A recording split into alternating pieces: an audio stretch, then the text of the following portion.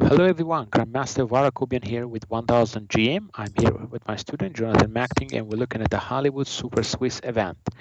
This is a round 3 game between IM Josiah Stearman and FM Ezra Chambers.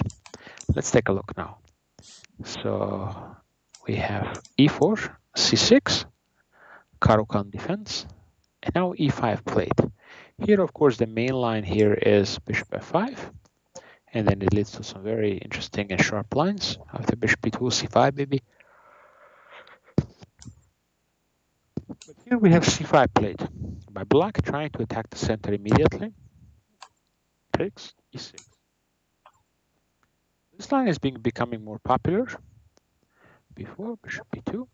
Now White is trying to put a bishop on D3 and just castle. That's one of the options. But this H4 is very interesting. So basically he wants to make sure if Knight G6 comes in, it's going to be hit by H5. F6, A5 now played. Wow. A5. This is probably not the best move for sure. So other option is just to castle. And then maybe at some point you will even play F6. But get the safety of the king first. So A5, this is not so good because B5, Knight B8.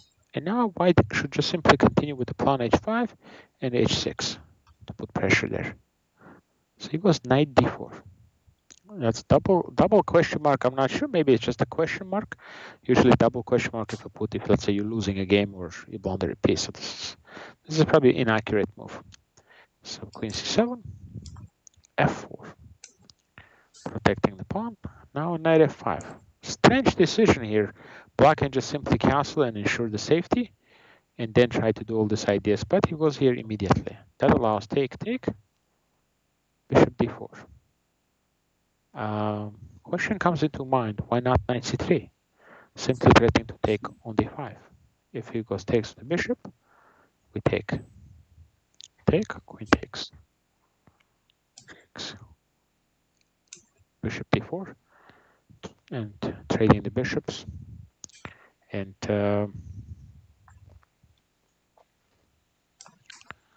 let's say castle. We can go to D1. It's going to be very hard to develop because the knight cannot go to A6, cannot go to C6, and cannot go on D7 because we take. So this would be a nice advantage.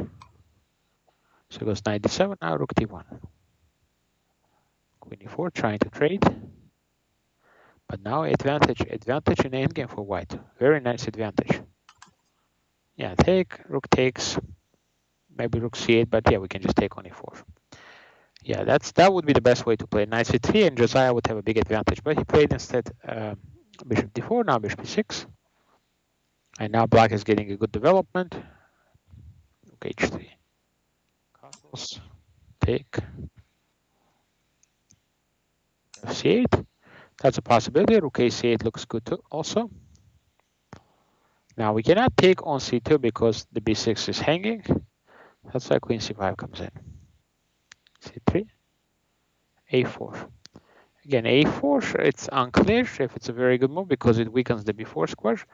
So it looks like maybe just Rook C7 and double up the rooks will give Black a slightly better position. Now here. Now that's a strong square for the knight on B4 now. Takes. Knight E3.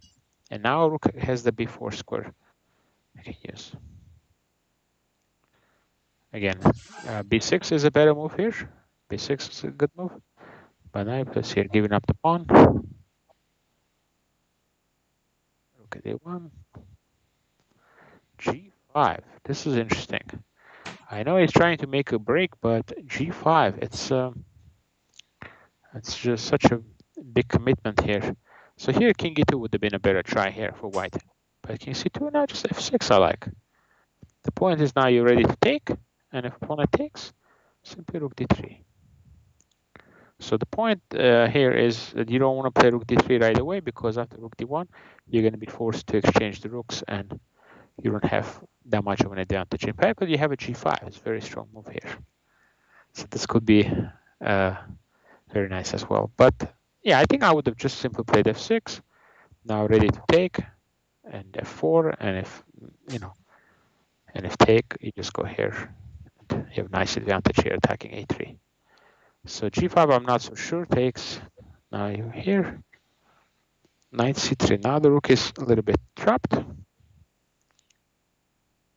here, knight c5 would have been a good move too. Yeah, but now rook h3. Ooh, I'm not sure about this.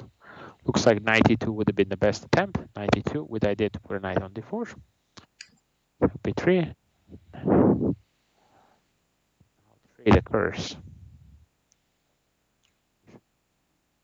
Bishop b5. This pawn cannot be taken. You have bishop b4, and now bishop b4 is coming, and this should be just a winning position. It's a +5 advantage here for black. But he played here, and now missed knight c2. Now it's under attack. Knight e3. Yeah, it's important to stop the king g6, king h5.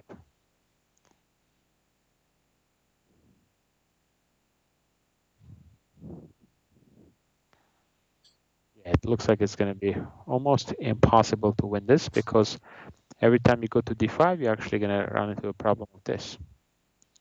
Take, and then queens. Okay. So that's why I can do that.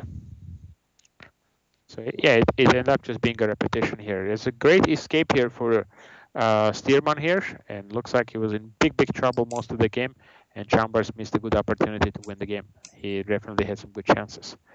White did have some advantage out of the opening, so it kind of probably balanced it out. White was better in the beginning, and then Black was doing really well in the middle game and end game. But at the end, it ended up being a draw here. Thank you everybody for watching this game, and we'll be back with more coverage. See you soon.